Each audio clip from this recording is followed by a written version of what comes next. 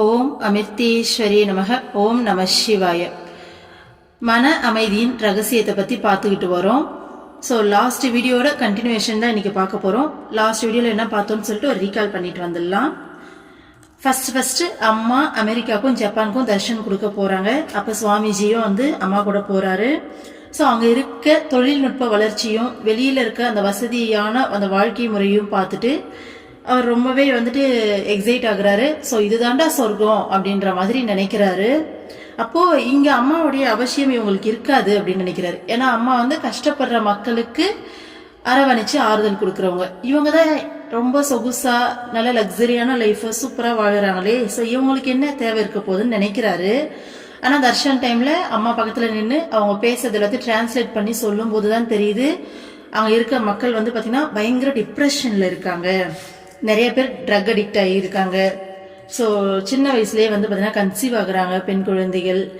அதே மாதிரி நிறைய டைம் டிவோர்ஸ் பண்ணுறாங்க. இந்த மாதிரி பயங்கரமான டிப்ரெஷனில் இருக்காங்கன்றது அவருக்கு தெரிய வருது. அங்கே இருக்க நாய்ங்களுக்கு கூட மனநல மருத்துவம் அப்படிங்கிறது இருக்காங்க. அதுக்கான ஒரு ஹாஸ்பிட்டல், ஸ்பெஷல் ஹாஸ்பிட்டல்ஸ் எல்லாம் இருக்குன்றத பார்க்குறாரு. அப்போ அவருக்கு அதிர்ச்சி ஆகுது. ஏன்னா நம்ம ஊரில் பார்த்தீங்கன்னா இது கிட்டத்தட்ட ஒரு 38 இயர்ஸ் பிஃபோர். அந்த டைமில் டிப்ரெஷன்னா என்னன்னே தெரியாது. ஸோ மனநல மருத்துவமனை அப்படிங்கிற ஒரு விஷயத்தை அவர் கேள்விப்பட்டதில்லை. ஸோ மனநோய்கள்லாம் இங்கே எதுவுமே இல்லாத அந்த டைமில் அவருக்கு ரொம்பவே அதிர்ச்சி ஆகிறார் இதெல்லாம் பார்த்துட்டு. அப்போதான் அவருக்கு தெரியுது இங்கே இருக்க மக்களுக்கு அம்மாவுடைய அந்த ஆறுதலும் அரவணைப்பும் ரொம்பவே தேவை. ஸோ அம்மாவுடைய அருளுரைகள் அவங்க மனசை வலிமைப்படுத்துது.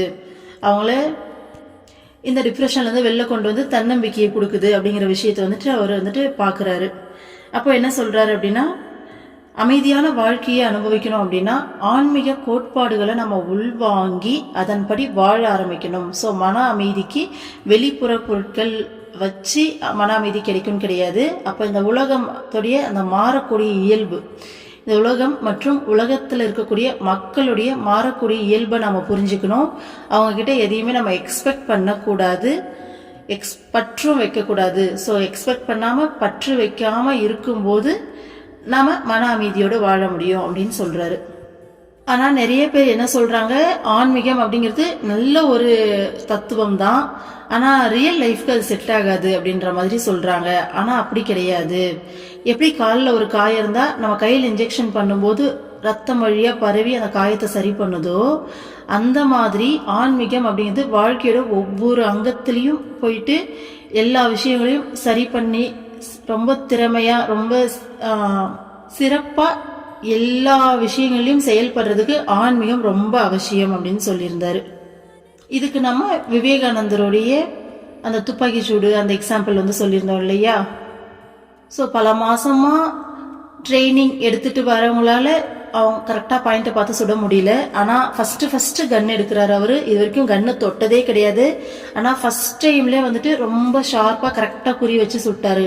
அதுக்கான மன ஒருமைப்பாடு, ஸோ அந்த விழிப்புணர்வு இது இருந்தால் யாரா இருந்தாலும் இதை செய்ய முடியும்னு சொல்லியிருந்தாரு இல்லையா. இதுதான் நம்ம செய்யக்கூடிய ஒவ்வொரு செயலையுமே சிறப்பாக செய்யணும்னா ஆன்மீகம் தேவை. ஓகேங்களா. அப்போ ஆன்மீகம் அப்படிங்கிறது ஏதோ கடவுள் சம்மந்தப்பட்ட விஷயம், அதுக்கும் நமக்கும் இந்த உலக வாழ்க்கை வாழ்றவங்களுக்கும் சம்மந்தம் இல்லைன்னு சொல்லவே முடியாது. ஒரு மனுஷன் நிம்மதியா வாழணும், சந்தோஷமா வாழணும், சிறப்பா எல்லா வேலைகளையும் செய்யணும் அப்படின்னாலே ஆன்மீகம் தான் அடிப்படை தத்துவம். ஒரு வாழ்க்கையை முழுமையா சரியா வாழணும் அப்படின்னாலே பேஸ் ஸ்பிரிச்சுவல் தான். ஓகேங்களா. அப்போ ஸ்பிரிச்சுவல் அப்படிங்கிறது ஏதோ கடவுள் அடையணும்னு தேடுற ஒரு குரூப் ஆஃப் பீப்புளுக்கு மட்டும் கிடையாது. மனுஷனா பிறந்த அத்தனை பேருக்கும் தேவையான அடிப்படை கல்வி ஆன்மீக கல்வி இல்லையா. ஸோ நம்ம வாழ்க்கையை நல்லா கவனிச்சு ஆராய்ஞ்சு பார்த்தோம்னா நம்ம வாழ்க்கை அப்படிங்கிறது பல அனுபவங்களுடைய தொகுப்பு தான் இல்லையா. இந்த அனுபவங்கள் எல்லாமே நம்மளுடைய மனசோடைய செயல்பாட்டில் தான் நமக்கு கிடைக்குது. ஏன்னா நம்ம நல்லா டீப் ஸ்லீப் பண்ணும்போது நமக்கு எந்த ஒரு அனுபவமும் கிடைக்கிறது இல்லை. அப்போ ஆனால் வெளியில உலகம் இயங்கிக்கிட்டு தான் இருக்கு, ஆனால் எந்த அனுபவமும் கிடைக்கிறது இல்லை. அப்போ அனுபவத்தை மனம்தான் நமக்கு கிரகிச்சு கொடுக்குது. அப்ப எல்லா அனுபவங்களும் இந்த மனம் மூலமா தான் நமக்கு கிடைக்குது. அப்படிங்கிறப்ப இந்த மனசை ரொம்ப வலிமையா வச்சுக்கணும். எப்படி ஒரு டான்ஸருக்கு ஸ்டேஜ் ரொம்ப ஸ்ட்ராங்கா இருக்கணுமோ, ஏன்னா ஸ்டேஜ் ஸ்ட்ராங்கா இல்லாம ஆடிக்கிட்டு இருந்ததுன்னா டான்ஸரால பர்ஃபெக்டா டான்ஸ் பெர்ஃபார்ம் பண்ண முடியாது இல்லையா. அந்த மாதிரி நம்மளுடைய மனம் வலிமையா இல்லைன்னா நம்ம இந்த வாழ்க்கைய நிம்மதியா உருப்படியா சந்தோஷமா வாழ முடியாது. ஏன்னா மனம் அப்படிங்கிற ஸ்டேஜில் தான் நம்மளுடைய வாழ்க்கை அப்படிங்கிற ட்ராமா அரங்கேறிக்கிட்டு இருக்கு. மனம் எனும் அரங்கத்தில் வாழ்க்கை எனும் நாடகம் அரங்கேறி கொண்டிருக்கிறது. அப்போ நம்மளுடைய மனசு உறுதியாகவும் ஆரோக்கியமாகவும் இருக்கும்போது நம்மளோட வாழ்க்கையும் இன்பமாகவும் அமைதியாகவும் இருக்கும். நம்ம வாழ்க்கையில் வரக்கூடிய இன்ப துன்பம், அமைதி சஞ்சலம் இப்படிங்கிற இரு மாதிரியான அனுபவங்களை கொடுக்கறது மனம்தான். அந்த மனசை நம்ம ஆரோக்கியமா வச்சுக்கிட்டோம், ஆன்மீக கோட்பாடுகளை கடைபிடிச்சு ஆரோக்கியமா வச்சுக்கிட்டோம்னா இதே உலகத்துல நம்மளால அமைதியாகவும் திருப்தியாகவும் வாழ முடியும். இப்போ ஒரு எக்ஸாம்பிள் சொல்லியிருந்தாங்க. ஒரு பணக்கார பொண்ணு ஒருத்தி திடீர்னு தன்னுடைய தொழிலில் ரொம்ப லாஸ் ஆயிடுறா. அப்போ தான் லவர்கிட்ட போயிட்டு கேட்குறா, ஸோ இதுக்கு முன்னாடி வச்சிருந்த அதே லவ் அண்ட் அஃபெக்ஷன் இனிமேல் எனக்கு கொடுப்பியான்னு. அந்த பையன் சொல்கிறான், கண்டிப்பாக கொடுப்பேன், ஆனால் இனிமேல் நேரில் தான் பார்க்க முடியாது அப்படின்றான். ஸோ இதுதான் உலகத்தோடைய இயல்பு. இன்னைக்கு நம்மளை நேசிக்கிறவங்க நாளைக்கு நம்மளை வெறுக்கலாம். ஸோ இன்னைக்கு எதிரியா இருக்கவங்க நாளைக்கு நண்பராகலாம். இதை கேட்டு அந்த பொண்ணு கண்டிப்பா மனசு வருத்தம் ஏற்பட்டிருக்கும் இல்லையா? அதுக்கு காரணம் என்ன? அந்த பையன் மேல வச்சிருந்த பற்று பிளஸ் எதிர்பார்ப்பு தான். அப்போ அதுதான் ஆன்மீக கோட்பாடுகளை நம்ம கிரகிச்சுக்கிட்டு இந்த மனசோட இயல்பை புரிஞ்சுக்கிட்டு இந்த இருமையான அனுபவங்கள்ல இருந்து விடுபட்டு அந்த சாட்சி பாவத்துல நம்ம வாழும்போது இந்த எந்த ஒரு விஷயமும் வெளியில நடக்கக்கூடிய எந்த ஒரு விஷயமும் நம்மள பாதிக்காது. அப்போ லைஃப்ல எல்லாமே நம்ம எக்ஸ்பெக்ட் பண்ணபடிதான் நடக்குமா அப்படின்னு கேட்டா கண்டிப்பா கிடையாது இல்லையா? அப்போ நம்ம எக்ஸ்பெக்ட் பண்ண மாதிரியான விஷயங்கள் நடக்கும்போது இந்த மனசு துள்ளி குதிக்குது, சந்தோஷப்படுது. நம்ம எக்ஸ்பெக்ட் பண்ணாத மாதிரியான விஷயங்கள் நடக்கும்போது பார்த்தீங்கன்னா ஒரே டிப்ரெஷனுக்கு போயிடுது. அப்போ நம்ம எதையோ கத்துக்கிறோம், எதுக்கோ டைம் ஸ்பெண்ட் பண்றோம். நாம வாழக்கூடிய இந்த உலகத்தை பத்தியும் நாம எந்நேரமும் சதா சர்வகாலமும் வாழக்கூடிய நம்முடைய மன உலகத்தை பத்தியும் நாம கத்துக்கிறதே கிடையாது. ஏன்னா ஒவ்வொரு மனுஷனும் வெளியில இருக்க உலகம் ஒரு பக்கம் இருந்தாலும் மன உலகத்துலதான் வாழ்ந்துட்டு இருக்காங்க. ஒவ்வொருத்தருக்குள்ளேயும் அந்த ஒரு மன உலகத்தை கிரியேட் பண்ணி வச்சிருப்பாங்க. எப்படி ஒரு காமாலக்கார கண்ணுக்கு கண்டதெல்லாம் மஞ்சள்னு சொல்லுவாங்க, அந்த மாதிரி நாம தனிப்பட்ட முறையில ஒவ்வொருத்தரும் ஒரு மன உலகத்தை கிரியேட் பண்ணி வச்சுக்கிட்டு அந்த மன உலகத்தின் வழியாதான் நம்ம வெளியில சூழ்நிலைகளையே பார்க்கறோம், ஜட்ஜ் பண்றோம், அனுபவங்களை நம்ம பெற்றுக்கிறோம், அதுக்கேற்ற மாதிரி தான் ரியாக்ட் பண்றோம். அப்போ ஒவ்வொருத்தரும் நமக்குள்ள ஒரு மன உலகத்தையே கிரியேட் பண்ணி வச்சிருக்கோம். அப்போ இந்த மனசை பத்தியும் வெளியில நம்ம வாழக்கூடிய இந்த உலகத்தை பத்தி நம்ம புரிஞ்சுக்க முயற்சி பண்றதே கிடையாது. எப்போ இந்த வெளியில நம்ம வாழக்கூடிய இந்த உலகத்தை பத்தியும் நம்மளுடைய மனதை பத்தியும் முழுமையான புரிதல் நமக்கு வருதோ அப்போ நமக்கு இந்த ஸ்ட்ரெஸ், டிப்ரெஷன் அப்படிங்கிற விஷயமே இருக்காது. அப்போ இதெல்லாம் நம்ம எப்போ புரிஞ்சுப்போம் அப்படின்னா நம்ம வாழ்க்கையில கிடைக்கக்கூடிய அனுபவங்கள் மூலமா தான். அப்போ நமக்கு நல்ல அனுபவங்களோட மோசமான அனுபவங்கள் அதிகமா விளையலாம்னு சொல்லிட்டு அம்மா சொல்றாங்க. அப்போ நம்ம வாழ்க்கை அப்படிங்கிறது, வாழ்க்கைன்னு சொல்றதோட வளமான வாழ்க்கை அப்படிங்கிறது நமக்கு கிடைக்கக்கூடிய நல்ல அனுபவங்களால தீர்மானிக்கப்படுறது கிடையாது. நமக்கு கிடைக்கக்கூடிய மோசமான அல்லது சவாலான அனுபவங்களால தீர்மானிக்கப்படுறது. ஏன்னா அந்த சவாலான அந்த அனுபவங்களை, அந்த சூழ்நிலைகளை நம்ம எப்படி திறமையோட கையாளுறோம் அப்படிங்கிறத பொறுத்துதான் நம்ம வாழ்க்கை எவ்வளவு பலமா அமையுதுன்னு சொல்லிட்டு தீர்மானிக்கப்படுது அப்படின்னு சொல்றாங்க அம்மா. எப்படி ஒரு நோய் வந்தா மருந்து சாப்பிட்டாதான் குணமாகுமோ, எப்படி ஒரு எக்ஸாம் எழுதினாதான் நம்மளால அடுத்த ஸ்டாண்டர்டுக்கு நம்மளால ப்ரமோஷன் போக முடியுமோ, ஒரு இன்டர்வியூ அட்டென்ட் பண்ணாதான் ஒரு ஜாபுக்கு நம்மளால போக முடியுமோ, அந்த மாதிரி நம்ம வாழ்க்கையில வரக்கூடிய மோசமான அந்த சூழ்நிலைகளை, சவாலான சூழ்நிலைகளை நாம திறமையோட கையாளும் போது நம்ம வாழ்க்கையோட அடுத்த கட்டத்துக்கு போறோம். நம்ம மனம் இன்னும் வலிமையா, இன்னும் திறமையா மாறுது. ஆனா இந்த மாதிரியான சூழ்நிலைகள் வரும்போது நமக்கு 2 ஆப்ஷன் இருக்கும். ஒன்னு, கடந்த கால அனுபவங்கள், நம்மளுடைய பற்று, மோசமான உணர்வுகளை வச்சு நாம அந்த சூழ்நிலைக்கு ரியாக்ட் பண்ணலாம். இது ஆப்ஷன் ஏ. ஆப்ஷன் பி என்னன்னா அன்பு, கருணை, இரக்கம், பொறுமை, இந்த குணங்களை வச்சு நாம பாத்தீங்கன்னா பாசிட்டிவா ரியாக்ட் பண்ணலாம். ஒரு சூழ்நிலைக்கு நம்ம கடந்த கால அனுபவங்கள், பற்றுதல்கள், நெகட்டிவான அந்த தாட்ஸ் எல்லாம் வச்சு நெகட்டிவா ரியாக்ட் பண்ண போறோமா இல்ல பாசிட்டிவா ரியாக்ட் பண்ண போறோமான்றது நம்ம கையில தான் இருக்கு. ஆனா நம்மளையே அறியாம மெஷினரியா நம்ம பல விஷயங்களுக்கு நிறைய நெகட்டிவாக ரியாக்ட் பண்ணிக்கிட்டு இருக்கோம். ஏன்னா நம்மளை சுற்றி நம்ம ஃபேமிலி மெம்பர்ஸே எடுத்தோம்னா ஒவ்வொருத்தருக்கும் நம்ம வந்துட்டு ஒரு ஜட்ஜ்மெண்ட் வச்சுருப்போம். இவங்களா இப்படித்தான் அப்படின்னு சொல்லிட்டு நம்ம ஒரு ஜட்ஜ்மெண்ட் கிரியேட் பண்ணி வச்சுருப்போம். அதன்படி தான் அவங்கக்கிட்ட நம்ம ரியாக்ட் பண்ணுவோம். அந்த ஜட்ஜ்மெண்ட் இல்லாமல் அந்த சூழ்நிலையை எம்டி மைண்டாக நம்ம பார்த்தோம்னா அதே சூழ்நிலையை நம்ம வேற மாதிரி ரியாக்ட் பண்ணுறதுக்கு நிறைய வாய்ப்பு இருக்குது. எம்டி மைண்டுன்றதை தாண்டி அம்மா ஒரு படி மேலே போயிட்டு அன்பு, இரக்கம், கருணை, பொறுமை அப்படின்னு இருக்காங்க. இப்படியாப்பட்ட நல்ல குணங்களோட நல்ல ஒரு பார்வையில் நாம் ஒரு சூழ்நிலைக்கு ரியாக்ட் பண்ணும்போது அதே பிரச்சனையில நிறைய லெசன்ஸ் நமக்கு கிடைக்கும். ஸோ மனசு இன்னும் கொஞ்சம் பக்குவப்படுறதுக்காக நிறைய லெசன்ஸ் நமக்கு கிடைக்கும். ப்ளஸ் புதிய வாய்ப்புகளும் அதில் இருக்கும். நாம் பார்த்தீங்கன்னா இந்த நெகட்டிவான இந்த உணர்வுகளோடு சேர்ந்து ரியாக்ட் பண்ணும்போது நம்ம கண்ணுக்கு அந்த வாய்ப்புகள் எதுவுமே தெரியறதில்லை. எந்த லெசன்ஸுமே நம்ம கண்ணுக்கு படுறதில்லை. நம்ம இன்னும் மோசமான விளைவை தான் அனுபவிக்கிறோம். இன்னும் ஒரு டிப்ரெஷன் தான், இன்னும் பிரச்சனையை பெருசாக்குறோம். ஆனால் நாம் இந்த மாதிரி பாசிட்டிவாக ரியாக்ட் பண்ணும்போது அதில் கிடைக்கக்கூடிய லெசன்ஸை கிரகிச்சுக்கிட்டு ப்ளஸ் பார்த்தீங்கன்னா அதில் கிடைக்கக்கூடிய வாய்ப்பு நம்ம கண்ணுக்கு தெரியும்னு சொல்லி அம்மா சொல்லியிருந்தாங்க. இப்போ அதுக்கான ஒரு சூப்பரான எக்ஸாம்பிளா ஒரு கதை அம்மா சொல்றாங்க, கேளுங்க. 10 வயது சிறுவன் ஒருவனுக்கு வீர விளையாட்டுகள் தான் விருப்பமான பொழுதுபோக்காக இருந்தது. ஒரு நாள் அவன் விபத்துக்குள்ளானான். அதில் மிகவும் சேதமடைந்த அவனது இடது கையை அறுவை சிகிச்சையின் மூலமாக அகற்ற நேர்ந்தது. இந்த துரதிர்ஷ்டம் குறித்து அவன் எதிர்மறையாக சிந்தித்து விளையாட்டில் ஈடுபடுவதை கைவிட்டிருக்கலாம். மாறாக உடல் தேறியதும் தொடர்ந்து ஜூடோ பயிலச் சென்றான். ஜூடோ ஆசிரியர் அவனுக்கு ஒரு கையால் விளையாடக்கூடிய ஜூடோ முறையை கற்பிக்க முன்வந்தார். 3 மாதங்கள் கடந்தன. ஒரே ஒரு இயக்க முறையை மட்டுமே சிறுவன் கற்றான். மேலும் சில முறைகளை கற்பிக்குமாறு அவன் ஆசிரியரிடம் வேண்டினான். அவரோ உறுதியான நம்பிக்கையோடு அவன் அந்த ஒரு முறையை அறிவதே போதுமானது என்றார். சிறிது காலத்தில் சிறுவன் ஒரு போட்டியில் பங்கேற்றான். அவனுடன் போட்டியிட்டவன் பெரியவனாகவும் 2 கைகள் உடையவனாகவும் அதிக அனுபவசாலியாகவும் இருந்தான். இருந்த போதிலும் சிறுவனுக்கு வாய்ப்பு கிடைத்த போது தனக்கு ஆசிரியர் கற்பித்த ஒரே இயக்க முறையால் எதிரியை வீழ்த்தினான். போட்டி முடிந்து திரும்பும் வழியில் சிறுவன் ஆசிரியரிடம் ஒரே ஒரு முறையை பயன்படுத்தி எவ்வாறு நான் வெற்றி பெற முடிந்தது என்று கேட்டான்.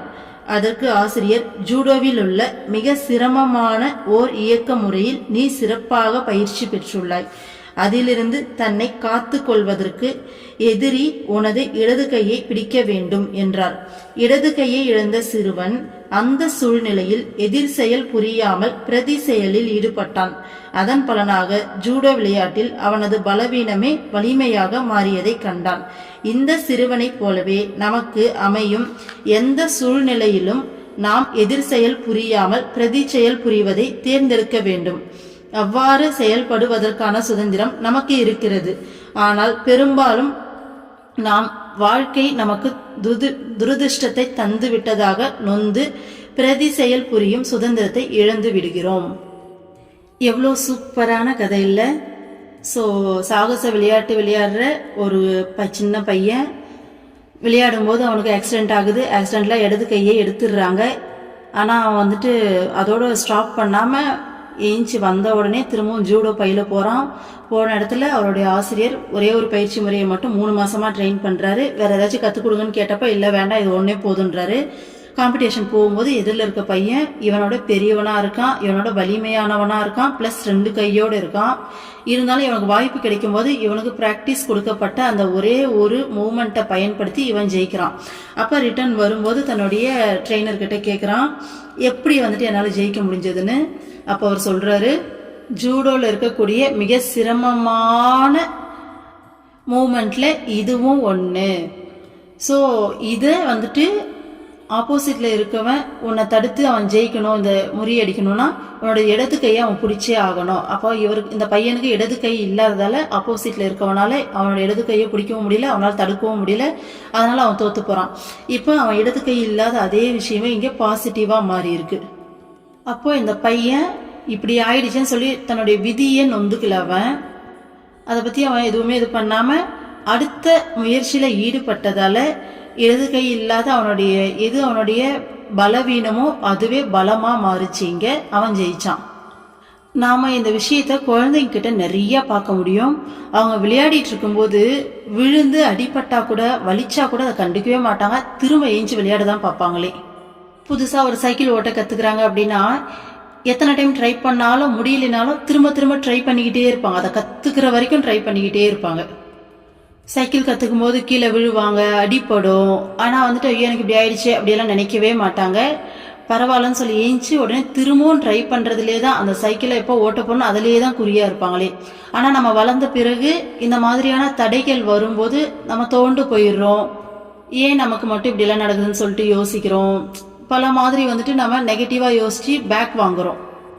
அப்போ வாழ்க்கையில எப்பேற்பட்ட சூழ்நிலை வந்தாலும் அந்த சூழ்நிலையை பார்த்துட்டு இது என்ன என் தலையெழுத்து இப்படி இருக்கு, இல்லை கடவுள் இப்படி செஞ்சுட்டாரே, இதெல்லாம் என்னோட துரதிருஷ்டம், இந்த மாதிரி நெகட்டிவா நம்ம யோசிக்காம அந்த சூழ்நிலையில நம்ம எப்படி பாசிட்டிவா ரியாக்ட் பண்ண முடியும், அடுத்து என்ன பண்ணலாம், ஓகே ஆப்ஷன் ஏ வந்துட்டு முடியலையா, ஆப்ஷன் பி என்ன எடுக்கலாம், நெக்ஸ்ட் நம்ம என்ன பண்ணலாம் அப்படின்ற மாதிரி அடுத்தடுத்த மூமெண்ட்டுக்கு வந்து நம்ம மூவ் ஆகிடணும். அடுத்த செயல் என்ன செய்யலாம் அப்படின்னு சொல்லிட்டு நெகட்டிவா யோசிச்சு இடிஞ்சு போய் உட்காராம. உதாரணத்துக்கு சொல்லணும்னா சச்சின் டெண்டுல்கர் வந்து 10th ஃபெயில் ஆனாரு. ஆனால் அவர் வந்துட்டு ஐயோ 10th ஃபெயில் ஆகணுமே, ஏன்னா 10th ஃபெயில் ஆகிட்டு குழந்தைங்க எவ்வளோ பேர் அறியாமலே சூசைட் பண்ணிக்கிற வரைக்கும் நம்ம பார்க்குறோம் இல்லையா.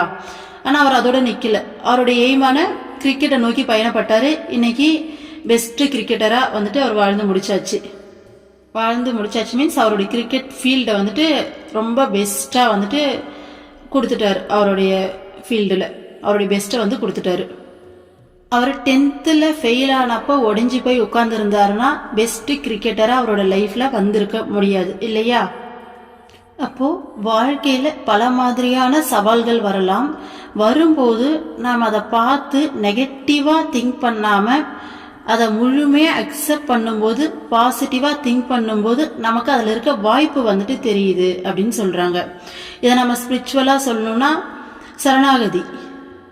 இந்த சரணாகதி மனப்பான்மை இருந்தா நம்ம வாழ்க்கையில எந்த மாதிரியான சவாலான சூழ்நிலைகள் வந்தாலும் அதை நாம முழுமையா இது இறைவன் கொடுத்தது, ஸோ நம்மளுடைய இறைவனுடைய நம்மளோட குருவோடைய பெர்மிஷன் இல்லாம நம்ம வாழ்க்கையில இந்த விஷயம் நடக்காது.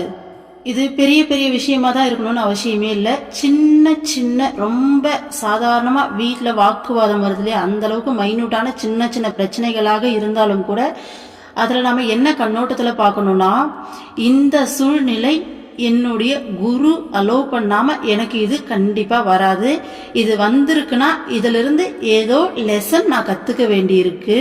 ஸோ அந்த லெசன் என்ன அப்படிங்கிறத ஃபர்ஸ்ட் நம்ம கவனிக்கணும். ஏன்னா என் அம்மாவை தாண்டின ஒரு விஷயம் எனக்கு கண்டிப்பா வராது. அப்போ எனக்கு இந்த சூழ்நிலை வந்திருக்கு, இந்த சூழ்நிலையை நான் ஃபேஸ் பண்ண வேண்டி இருக்குன்னா எதுக்காக இந்த சூழ்நிலையை கொடுத்துருக்காங்க, இந்த சூழ்நிலையை நான் எப்படி ரியாக்ட் பண்ணா சரியா நான் ரியாக்ட் பண்ணதா இருக்கும். ஸோ எப்படி நான் நான் ரியாக்ட் பண்ணும்போது அம்மா சொன்ன வழியில நான் நடந்துக்க முடியும் அப்படின்னு சொல்லி நம்ம யோசிக்கணும். அப்போ நமக்கு வரக்கூடிய சின்ன சின்ன சூழ்நிலைகள் உட்பட ஏன் நமக்கு மட்டும் இப்படி நடக்குது, ஏன் இவங்க இப்படி பேசுறாங்க அப்படிங்கிற அந்த கேள்வியே மைண்ட்ல வர்றது அப்படியே அடங்கி போயிடும். No more questions. அங்க கொஸ்டினே இருக்காது. ஒரு சூழ்நிலை வருதுன்னா முதல்ல நம்ம அதை அக்செப்ட் பண்ணுவோம். ஏன் வருது அப்படிங்கிற கேள்வியை விட்டுட்டு இங்க நாம எப்படி செயல்படணும் அப்படிங்கிற அந்த கண்ணோட்டத்துக்கு மாறிடுவோம். அடுத்தது இந்த சூழ்நிலை என்னோட குருவால கொடுக்கப்பட்டது அப்படின்னு சொல்லும்போது அப்போ ஃபர்ஸ்ட் நம்ம மனசை நம்ம கண்ட்ரோலுக்கு கொண்டு வருவோம். ஸோ இஷ்டத்துக்கு ஆடாத, வெயிட் பண்ணு, ஸ்டாப் பண்ணு அப்படின்ட்டு அந்த சூழ்நிலையை எப்படி சரியா அப்ரோச் பண்றதுன்னு சொல்லிட்டு யோசிக்கணும். ஒருத்தவங்க நம்ம கிட்ட கோபமாவோ இல்ல தகாத முறையிலயோ பேசும்போது கூட அம்மா தான் இவங்க வழியா இப்படி வந்து பேசி நம்மள ஸ்டிமுலேட் பண்ணி பாக்குறா, அப்ப இங்க நம்ம எப்படி நடந்துக்கணும் அப்படிங்கிற அந்த விழிப்புணர்வுலயே இருக்கணும். நம்ம இப்படி நாம விழிப்புணர்வுல இருக்கும்போது நமக்கு சவாலான சூழ்நிலைகள் வரும்போதும் பாத்தீங்கன்னா அதை பார்த்து நம்ம பயப்பட மாட்டோம், நெகட்டிவா ரியாக்ட் பண்ண மாட்டோம், முழுமையான சரணாகதியில் இருப்போம். அம்மா நீ ஏதோ ஒரு ரீசனுக்காக தான் இந்த சூழ்நிலையை எனக்கு வந்து அலோவ் பண்ணியிருக்க, அப்போ நான் இங்க எப்படிமா ரியாக்ட் பண்ணணும்னு சொல்லிட்டு அவங்களுடைய கைடன்ஸையே கேட்போம். அப்போ நாம எப்போ அவங்க கிட்ட கைடன்ஸ் கேட்கிறோமோ நமக்கு தானாவே அந்த வழிகாட்டுதல்கள் எல்லாம் அடுத்து நம்ம என்ன செய்யணும்ன்ற கைடன்ஸ் நமக்கு வந்து சேரும். நம்ம ஒரு குழந்தை தனியா நடக்கிறதும் அம்மா கையை பிடிச்சிட்டு நடக்கிறதுக்கும் இருக்க வித்தியாசம் இதில் இருக்கும். அப்போ எப்போ நம்ம அம்மா கையை பிடிச்சி அம்மா கிட்டே கைடன்ஸ் கேட்க ஆரம்பிச்சிட்டோமோ அம்மாவே நம்ம கையை பிடிச்சி அந்த சூழ்நிலையை கடந்து கூட்டிட்டு போயிடுவாங்க. உண்மையை சொல்லணும்னா குரு அப்படிங்கிறவங்க நம்மளுடைய வாழ்க்கையில இந்த மாதிரியான சூழ்நிலைகளை, இந்த மாதிரினா இதுல வர மாதிரி ஒரு கையை எழுந்தது அப்படி கிடையாது. குரு இருக்கும்போது என்ன சொல்றது, முழுமையான பாதுகாப்புல இருப்போம். ஆனா நம்ம மனசை பக்குவப்படுத்துறதுக்கான சூழ்நிலைகள் எல்லாம் குருவே கிரியேட் பண்ணுவாங்க. அம்மா கிட்ட நமக்கு கிடைக்கக்கூடிய சந்தோஷமான விஷயங்களோட, சந்தோஷமான விஷயம்னா அம்மா நம்மளை பார்க்கறது, பேசுறது, நம்மகிட்ட ரியாக்ட் பண்றது, ஸோ ரொம்ப நேரம் அணைச்சி வைக்கிறது, அதெல்லாம் வரம் தான். கண்டிப்பா ரொம்ப நேரம் அணைச்சி வைக்கிறதுலாம். பட் ஆனால் நம்ம பார்த்தோன்னே நம்ம மனசு திருப்தி ஆகும்ல அம்மா கிட்ட. ஸோ அம்மா கிட்ட இந்த மாதிரி திருப்தியாகிற இந்த விஷயங்கள் கிடைக்கிறது அம்மா கிட்ட பிரசாதம். அப்படின்னா அம்மா வந்துட்டு நம்மளை கண்டுக்காம விடுறது, நம்மளை அழ வைக்கிறது, இல்லை ஒரு டஃப்பான ப்ராசஸ்க்குள்ள போட்டு நம்மளை அதில் ட்ராவல் பண்ண வைக்கிறது. ஸோ இந்த மாதிரி நம்ம மனசு வலிக்கிற மாதிரியான விஷயங்கள் வந்து கிடைக்குது அப்படின்னா அதெல்லாம் வரப்பிரசாதம்னு தான் நான் சொல்லுவேன். நிஜமா சொல்றேன்.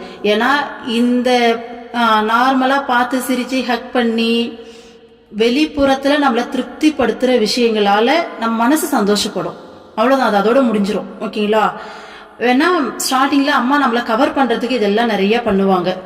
பட் நான் இது வேண்டான்னு சொல்லல, கண்டிப்பா இது அவசியம்தான். இது இருந்தாதான் நம்மளால நம்ம ஆத்மாவே ஒரு திருப்தி அடையும். ஆனா இதையும் தாண்டி அம்மா கிட்ட இந்த மாதிரியான நம்மளை கண்டுக்காம இருக்கிறது, இல்லை ஒரு டஃப்பான ப்ராசஸ்ல போட்டு அம்மா எடுக்கிறது அப்படிங்கிறதுலாம் பார்த்தீங்கன்னா வரப்பிரசாதம். இதில் முடிச்சுட்டு நம்ம வெளியில வரும்போது பார்த்தீங்கன்னா நம்ம மனசு அவ்வளோ பக்குவப்பட்டிருப்போம். அம்மாவை உண்மையா மனசளவுல அடுத்த லெவலுக்கு அம்மாவை நெருங்கி இருப்போம்.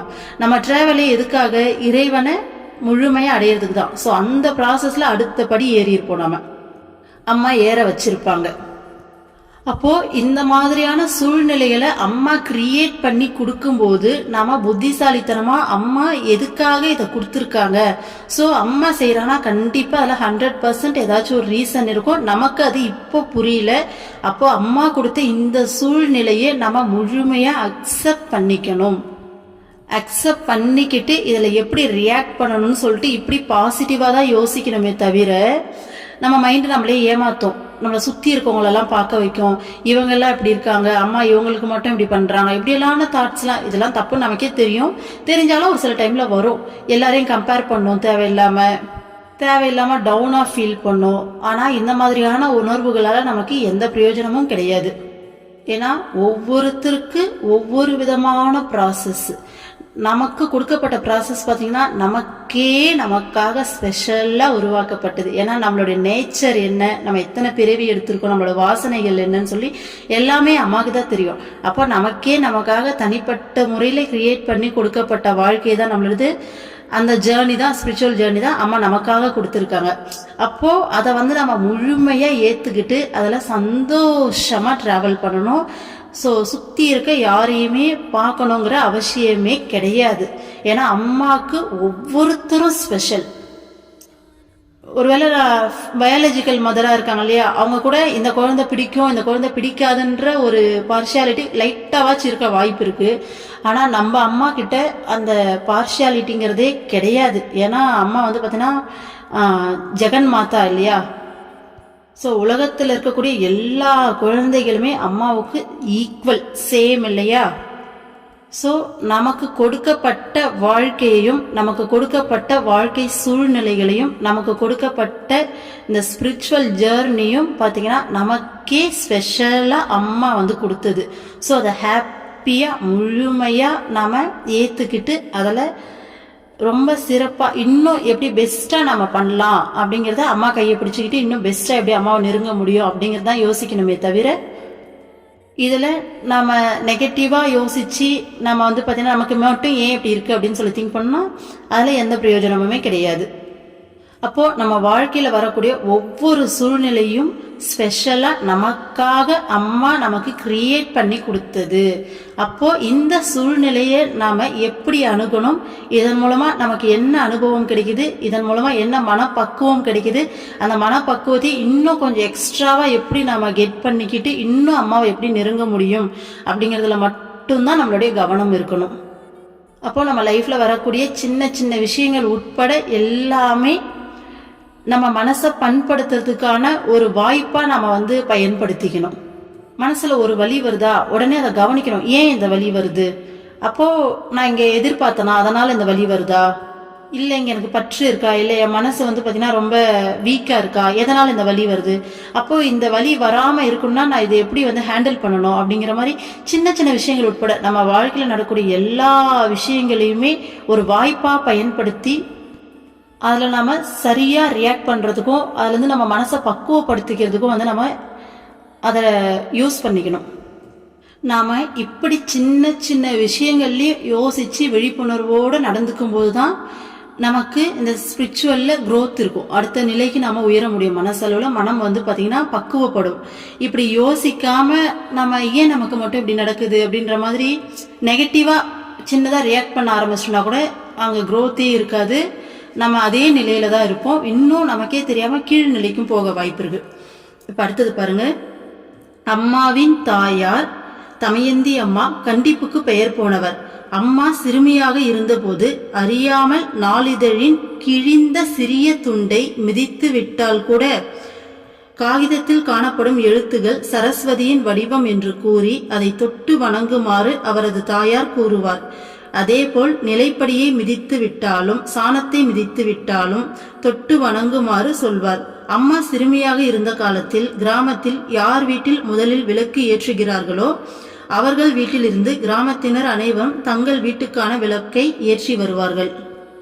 அவ்வாறு விளக்கை ஏற்றி வர அம்மாவை அவரது தாயார் அனுப்பும்போது அந்த வீட்டில் 10 பாத்திரங்கள் இருந்தால் கழுவி வைத்து விட்டு வா, சுற்றுப்புறம் குப்பையாக இருந்தால் பெருக்கி விட்டு வா என்று சொல்லி அனுப்புவார். வீட்டிற்கு வந்த விருந்தினர் இரவில் தங்கினால் அம்மாவை வீட்டு முற்றத்தில் படுக்கச் சொல்லிவிட்டு விருந்தினர் படுப்பதற்கு அறையை கொடுப்பார். விருந்தினருக்கு வயிறு நிறைய உணவளிப்பார். விருந்தினரை உபசரிப்பதில் கண்ணும் கருத்துமாக இருப்பார். தனது குழந்தைகளின் பசியை பற்றி அவர் கவலைப்படுவதில்லை. சில நாட்களில் குழந்தைகள் வெறும் தண்ணீரை குடிக்க நேர்வதும் உண்டு.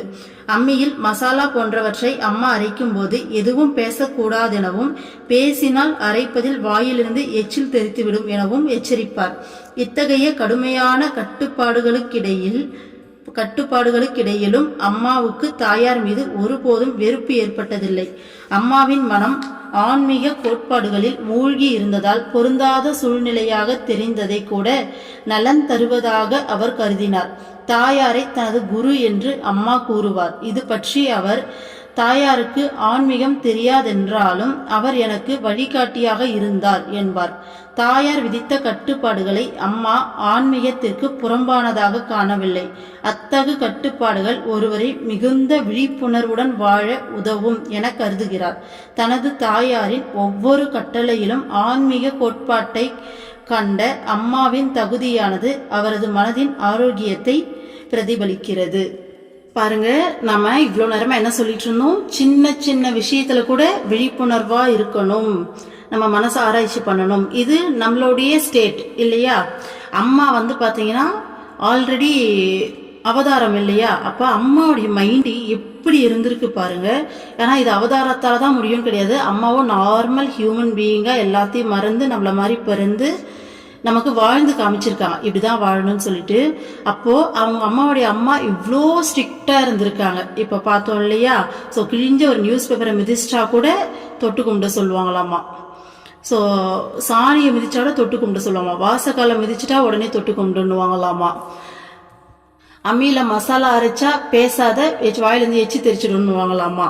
இந்த மாதிரி அவ்வளோ ரூல்ஸ் அண்ட் ரெகுலேஷன், அவ்வளோ கட்டுப்பாடா அம்மாவை வளர்த்துருக்காங்க. ஆனா இவ்வளோ கட்டுப்பாடா இருக்கும் போதும் அம்மா பாத்தீங்கன்னா இவங்க ஏன் இப்படி இருக்காங்க அப்படின்னு சொல்லி யோசிக்கல. நம்ம அம்மா ஏன் நம்மகிட்ட இவ்வளவு ஸ்ட்ரிக்டா நடந்துக்கிறாங்க, ஐயோ மத்த அம்மா எல்லாம் எப்படி இருக்காங்க, இவங்க மட்டும் எப்படி இருக்காங்க, ஸோ மற்ற பசங்க எல்லாம் ஸ்கூல் போகுது நம்மளால போக முடியலையே, இப்படி அதுல உண்மையாலுமே குறை கண்டுபிடிக்கணும். அதுல அவ்வளோ குறை கண்டுபிடிக்கலாம். ஆனா அம்மா அதுல ஒரே ஒரு சின்ன குறையை கூட அம்மாவுக்கு கொடுக்கப்பட்ட அந்த வாழ்க்கையில சின்ன வயசுல அம்மா கொஞ்சம் கூட கண்டுபிடிக்கவில்லை. கொடுக்கப்பட்டதுல அம்மா எடுத்துக்கிட்டு வந்தது அது. ஸோ அதுல சின்ன குறை கூட அம்மா கண்ணுக்கு தெரியல. அதுல அப்பேற்பட்ட சூழ்நிலையில அம்மா அவ்வளோ பாசிட்டிவ்னஸ் அதுல பார்த்துருக்காங்க பாருங்க. இவ்வளோ ஸ்ட்ரிக்டா இருந்த அவங்க அம்மாவையே நம்ம அம்மா என்னோட ஆன்மீக வழிகாட்டி அப்படின்னு சொல்லியிருக்காங்க. என்னோட குரு அப்படின்னு சொல்லியிருக்காங்க. ஏன்னா இவ்வளோ ஸ்ட்ரிக்டாக, ஏன்னா சின்ன அம்மாவுடைய வாழ்வு நோக்கம்ல படிச்சிருப்போம். அம்மா வந்துட்டு பாத்திரம்லாம் கழுவி வைக்கிறாங்கன்னா சின்னதாக ஒரு கரை இருந்தால் கூட அவங்க அம்மா அடிப்பாங்களாம்மா. நிறைய விஷயம், ஒன்று ரெண்டு இல்லை, அம்மாவுக்கு அவ்வளோ விஷயம் நடந்திருக்கு. நம்ம ஏற்கனவே பார்த்துருக்கோம் இல்லையா, போட்டு கூட காசு கொடுக்க மாட்டாங்க. ஒரு டைம் புது ட்ரெஸ் இல்லை சாரி, அவங்க அக்காவோடைய ட்ரெஸ்ஸு, அக்காவோட தங்கச்சியோட ட்ரெஸ் எடுத்து போட்டது கூட அம்மாவுக்கு வந்து அடி கிடைச்சது. அப்போ வந்துட்டு அம்மா ட்ரெஸ் மேலே இருந்த அந்த பற்றியே விட்டுட்டாங்கன்னு சொல்லிட்டு இந்த மாதிரி நிறைய விஷயங்கள் அம்மாவுக்கு நடந்திருக்கு. ஆனால் எல்லா சூழ்நிலையுமே அம்மா என்ன சொல்கிறாங்கன்னா, நான் ஒவ்வொரு செகண்டும் விழிப்புணர்வாக இருக்க எனக்கு இந்த சூழ்நிலை உதவிச்சு. ஸோ என்னோட அம்மா தான் எனக்கு குருன்றாங்க அம்மா. ஏன்னா அவங்க அவ்வளோ ஸ்ட்ரிக்டாக இருக்க வச்சு தான் பயந்து நடந்துக்கணும் ஒவ்வொரு செகண்டும். இல்லைன்னா அடி கிடைக்கும், திட்டுவாங்க. அப்போ ஒவ்வொரு விஷயத்தையும் முழுமையான அந்த விழிப்புணர்வோட செய்யணும். அப்ப இந்த சூழ்நிலைகள் எல்லாமே எனக்கு விழிப்புணர்வா வாழ உதவி பண்ணுச்சுன்னு சொல்றாங்க அம்மா. இது எதை காட்டுது? அம்மாவுடைய மன ஆரோக்கியத்தை காட்டுதுன்றாங்க. இப்ப ஏற்பட்ட சூழ்நிலையும் தன்னுடைய ஒரு ஏணிப்படியா பாக்குறாங்க இல்லையா அம்மா. அப்போ இது அம்மாவுடைய மன ஆரோக்கியத்தை காட்டுதுன்றாங்க. அப்போ நம்மளுடைய மனமும், ஏன்னா நமக்கு இந்த அளவுக்கான அம்மா ஃபேஸ் பண்ண அவ்வளோ சேலஞ்சஸோட சுச்சுவேஷன் இருக்கான்னு சொல்லி கேட்டால் கண்டிப்பாக இருக்காது. ஏன்னா சொந்த குடும்பம் உட்பட ஊராளுங்க அவ்வளோ தொந்தரவு பண்ணாங்க அம்மாவை. அம்மா எல்லாத்தையும் தாண்டி தான் வந்தாங்க. இதோட கம்பேர் பண்ணும்போது நம்மளுடைய சூழ்நிலைகள் எவ்வளோ மேல் தான். இந்த சூழ்நிலையே அம்மா வந்து பார்த்தீங்கன்னா நான் விழிப்புணர்வாக இருக்க உதவுச்சுன்றாங்க. அதுல ஒவ்வொரு விஷயத்திலயும் அம்மா அடிக்கடி சொல்லியிருப்பாங்க, உலகத்தோடைய இயல்பு இதுதான், உலக மக்களுடைய அன்பு இவ்வளோதான் சொல்லி அம்மா அதை தான் பார்த்தாங்க. அப்போ இவங்களால இவ்வளோ அன்பு தான் கொடுக்க முடியும், நான் எல்லாருக்கும் அன்பு கொடுக்குறேன்னு சொல்லி அம்மா மாறினாங்க. இறைவனுடைய அன்பு தான் நிரந்தரம் சொல்லிட்டு தன்னை சுத்தி இருக்கவங்க ஒவ்வொருத்தரும் வெறுப்பா நடந்துக்கும் போது அந்த இறைவனுடைய அன்பு தான் உண்மையானது. இறைவன்கிட்ட மட்டும்தான் இந்த வெறுப்பில்லாத அன்பு கிடைக்கும். அவர் மட்டும்தான் தூய்மையான அன்பு கொடுப்பார். நான் என்ன செஞ்சாலும் அவர் தான் என்னை வந்துட்டு அந்த பியூர் அன்பால என்னை வந்து ஏத்துப்பாரு, அணைச்சிப்பாருன்னு சொல்லிட்டு ஒவ்வொரு செகண்டும் அம்மாவுடைய கவனம் வந்து வெளியில நடக்கக்கூடிய ஒவ்வொரு சூழ்நிலைக்கும் இறைவன் மேலேயே குவிஞ்சது. அப்போ நம்ம வாழ்க்கையில நடக்கக்கூடிய சூழ்நிலைகள் எல்லாத்தையும் எப்பேற்பட்ட சேலஞ்சஸா இருந்தாலும் இது வந்து நாம இன்னும் விழிப்புணர்வா இருக்க நமக்கு உதவி செய்யுது. பிளஸ் வரக்கூடிய ஒவ்வொரு சூழ்நிலையும் நாம அதுக்கேற்ற மாதிரி இறைவன் மேல ஃபோக்கஸ் பண்ண நம்ம ஆரம்பிக்கணும். பக்கத்துல ஒருத்தவங்க வெறுப்பா பேசுறாங்களா, ஓகே மனிதனால இவ்வளவுதான் அன்பு கொடுக்க முடியும். ஏன்னா மனுஷனுடைய அன்பு லிமிட்டடு, இறைவனாலதான் அந்த அளவுக்கு அதிகமான பியூரான அந்த அன்பை வந்து கொடுக்க முடியும்னு சொல்லி ஒவ்வொரு சூழ்நிலையும் அதை நெகட்டிவா பார்க்காம இறைவன் மேல வந்து நம்ம ஃபோக்கஸ் பண்ண ஆரம்பிக்கணும். அதுதான் அம்மா வந்து அவங்க வாழ்ந்து நமக்கு சொல்லி கொடுத்துருக்காங்க. அம்மா போட்டில் போனால் அந்த போட் ஓடுற அந்த மெஷின் சவுண்டு அதை வந்து பார்த்தீங்கன்னா தான் பாடுற அந்த பாட்டுக்கு அப்படியே இசையாக நினச்சிட்டு கூட சேர்ந்து கண்ணன் நினச்சி பாடினாங்க. ஸோ போட்டுக்கு உனக்கு காசு கிடையாது நடந்து போன்னு சொன்னாங்கன்னா ஓகே கண்ணன் நினச்சி 6 கிலோமீட்டர் நடக்கிற அளவுக்கும் அந்த நீல வானத்தையும் நீல கடலையும் பார்த்துட்டு கண்ணனோட நிறமாவே நினச்சி அம்மா அப்படியே ஜபிச்சுக்கிட்டே கண்ணனையே நினச்சி ஜபிச்சுக்கிட்டு பாடிக்கிட்டே நடந்தாங்க. அப்போது என்ன சொன்னாலும் அம்மா வெளியில இருக்கவங்க மேலேயோ அந்த சூழ்நிலை மேல ஒரு இம்மி அளவு கவனம் செலுத்தல, முழுக்க இறைவன் மேல மட்டும்தான் கவனம் செலுத்தினாங்க. எப்பேற்பட்ட சூழ்நிலை வரும்போதும் வீட்டில் அளவுக்கு அதிகமான வேலைகள் கொடுக்கும்போது கூட இறைவன் எனக்கு கொடுத்த கடமை இது.